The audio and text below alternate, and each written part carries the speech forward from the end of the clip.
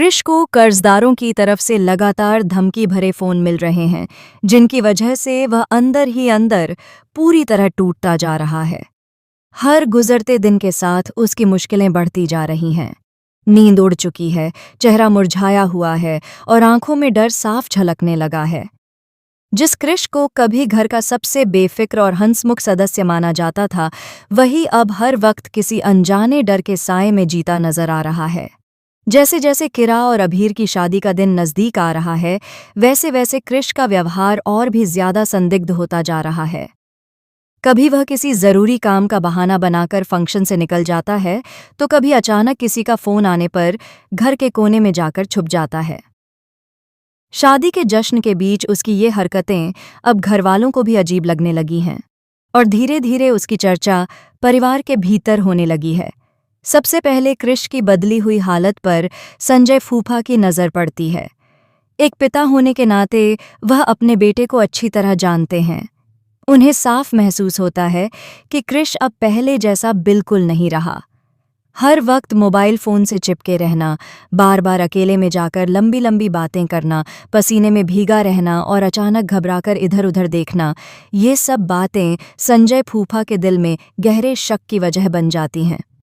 संजय समझ जाते हैं कि कृष जरूर किसी ऐसी बड़ी मुसीबत में फंसा हुआ है जिससे बाहर निकलने का रास्ता उसे नजर नहीं आ रहा। लेकिन सबसे ज्यादा चिंता की बात यह है कि कृष इस सच्चाई को सबसे छुपाने की कोशिश कर रहा है, यहाँ तक कि अपने ही पिता से भी। स्टार प्लस के पॉपुलर शो ये रिश्ता क्या कहलाता है के आने वाले एपिसोड्स में कहानी एक नए और खतरनाक मोड़ 8 पर पहुंचने वाली है। कियारा और अभीर की सगाई में पहले ही रिंग की चोरी को लेकर जबरदस्त हंगामा हो चुका है। उस एक घटना ने पूरे परिवार को हिलाकर रख दिया है। हर तरफ सवाल हैं, शक हैं और तनाव का माहौल बना हुआ है। लेकिन इन सब के बावजूद शादी की तैयारियां रुकने का नाम नहीं ले रही हैं। दादीसा की आखिरी इच्छा को पूरा करने के लिए घरवाले हर हाल में शादी को समय पर और धूमधाम से करना चाहते हैं। चाहे घर के अंदर कितनी भी उथल पुथल क्यों न हो, बाहर से सब कुछ बिल्कुल परफेक्ट दिखाना उनकी मजबूरी बन चुका है। शादी के अलग अलग फंक्शंस के दौरान कृष की बेचैनी अब और भी ज्यादा बढ़ जाती है। जैसे ही उसका फोन बजता है, उसका दिल जोर जोर से धड़कने लगता है और चेहरे का रंग पल भर में उड़ जाता है। कर्जदारों की तरफ से आ रहे धमकी भरे कॉल उसे बार बार डराने लगते हैं। कभी पैसों की सख्त मांग तो कभी बदनाम करने की धमकी। हर कॉल उसके लिए एक नया सदमा बन जाता है।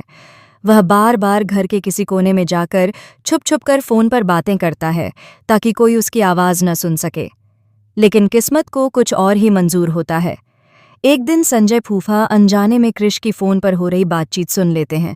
फ़ोन के उस पार से आ रही धमकियों, गुस्से भरी आवाज़ों और पैसों की मांग को सुनकर संजय फूफा के पैरों तले ज़मीन खिसक जाती है।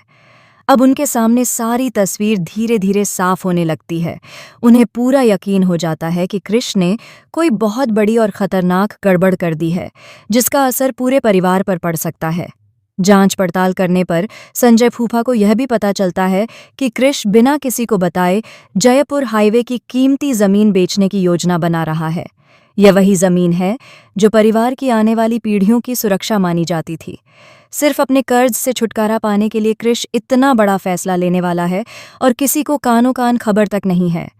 अब हालात बेहद गंभीर हो चुके हैं। एक तरफ शादी की खुशियां हैं तो दूसरी तरफ कृष के छुपे हुए राज धीरे धीरे सामने आ रहे हैं। आने वाले एपिसोड्स में बड़ा धमाका होना तय है।